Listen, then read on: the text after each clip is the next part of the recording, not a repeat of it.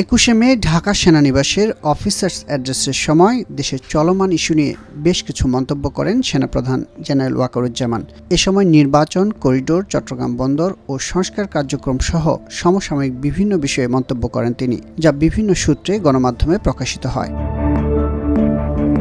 সেনাপ্রধানের এসব বক্তব্য দেশের রাজনীতি ও আইনশৃঙ্খলায় কী ধরনের প্রভাব ফেলবে, যেসব ইস্যুতে জেনারেল ওয়াকার বক্তব্য দিয়েছেন বলে খবরে প্রচারিত হয়েছে, তা কিভাবে দেখছেন নিরাপত্তা ও আন্তর্জাতিক সম্পর্ক বিশ্লেষকরা? নিরাপত্তা বিশ্লেষক আ.ন.ম মনিরুজ্জামান করিডোর নিয়ে সেনাপ্রধানের বক্তব্যের সাথে একমত হলেও অন্য বিষয়গুলো সরকারের কাছ থেকে আসা উচিত বলে মনে করেন। এটা প্রধানত সরকারের সিদ্ধান্ত। দ্বিতীয়টা হচ্ছে যে আমরা জানি যে পুলিশ এবং পুলিশের অন্যান্য বাহিনী যেগুলো আছে তারা এখনো তাদের দায়িত্ব পুরোপুরি সম্পূর্ণভাবে তারা করতে পারছেন না, তারা প্রস্তুত না। কাজে এখানে যে গ্যাপটা আছে সেটাকে পূরণ করার জন্য সেনাবাহিনীর প্রয়োজন আছে এইসব কাজে জড়িত থাকার জন্য, এবং সেই সিদ্ধান্ত সরকার দিয়েছে। শুধু সেনাবাহিনী না, সকল যারা দায়িত্বে আছে মানে পুলিশ থেকে আরম্ভ করে সবারই কঠোর হওয়া উচিত তাদের দায়িত্ব পালন করার ব্যাপারে। কঠোর তো এমনি হওয়ার প্রয়োজন হয় না, মানে দায়িত্ব পালন করতে হয়। জাতীয় নিরাপত্তার এবং খুব স্পর্শকাতর সিদ্ধান্ত এগুলো সাধারণত নেওয়া হয় সংসদে আলাপ আলোচনার ভিত্তিতে।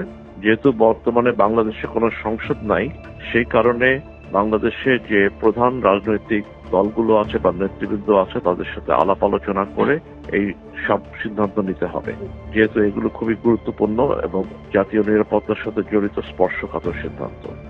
এদিকে সাবেক রাষ্ট্রদূত এম হুমায়ুন কবির সেনাপ্রধানের বক্তব্য নিয়ে কোনো মন্তব্য না করলেও তিনি মনে করেন অন্তর্বর্তী সরকারের কাজ একটি নির্দিষ্ট সময় এবং সীমা থাকা উচিত। An interim government generally has limited time or limited duration and also limited capital to spare. So এখন এই ক্যাপিটাল এবং টাইমটাকে জুডিশিয়াসলি এবং প্রুডেন্টলি কোথায় ব্যবহার করা প্রয়োজন সেটা খুবই বেশি মনোযোগী থাকা ভালো।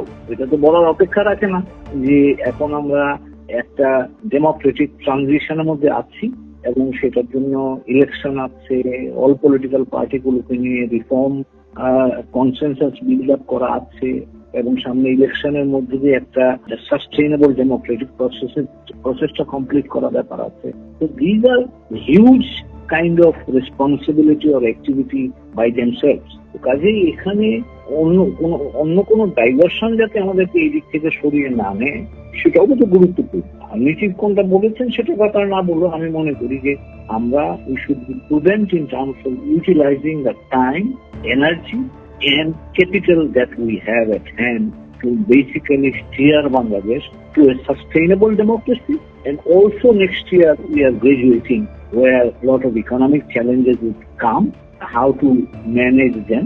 সেজন্য আমরা কিভাবে ন্যাশনটাকে প্রিপেয়ার করতে পারি। Rohingya issue is important, but কথা হচ্ছে যে সেটা we should always keep our focus on how to manage or how to accelerate the repatriation process.